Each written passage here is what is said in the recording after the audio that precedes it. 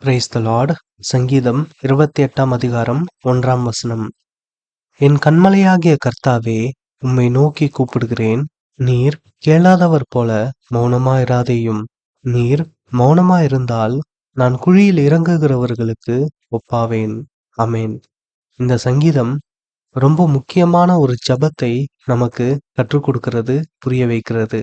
என்னவென்றால், ஆண்டவர் நம்மிடத்தில் மௌனமா இருக்கக்கூடாதென்று நாம் ஜெபிக்கிற ஜெபமா இருக்கிறது. ஆமென். இந்த உலகத்தில் நமக்கு அநேக தேவைகள் என்பது இருக்கிறது. இந்த உலகத்தினுடைய காரியமா இருக்கட்டும், ஆவிக்குரிய காரியமா இருக்கட்டும், நமக்கு அநேக தேவைகள் என்பது இருக்கிறது. நாம் அவைகளை ஆண்டவரிடத்தில் ஜெபத்தின் மூலமாய் கேட்டு பெற்றுக்கொள்கிறோம். ஆமென். இதற்காக நாம் ஜெபிக்கிறோம். ஆண்டவரே, இந்த தேவைகள் எல்லாம் எனக்கு இருக்கிறது, எனக்கு செய்யுங்க ஆண்டவரே என்று. ஆனா எல்லாத்தை விட முக்கியமான தேவை என்னவென்றால், முக்கியமான ஜெபம் என்னவென்றால், ஆண்டவர் நம்மிடத்தில் கேளாதவர் போல மௌனமாய் இருக்கக்கூடாது. ஆமென். அதாவது, ஏசப்பா, என் கூட பேசிக்கிட்டே இருங்க ஆண்டவரே என்று கேட்கிற ஜெபமாய் இவைகள் இருக்கிறது. நமக்கு எவ்வளோ காரியங்கள் தேவையா இருந்தாலும் நாம் ஆண்டவரிடத்தில் அதை ஜெபத்தில் கேட்கலாம். ஆண்டவரும் நம்முடைய சித்தத்தின்படி நமக்கு பதிலளிப்பார்.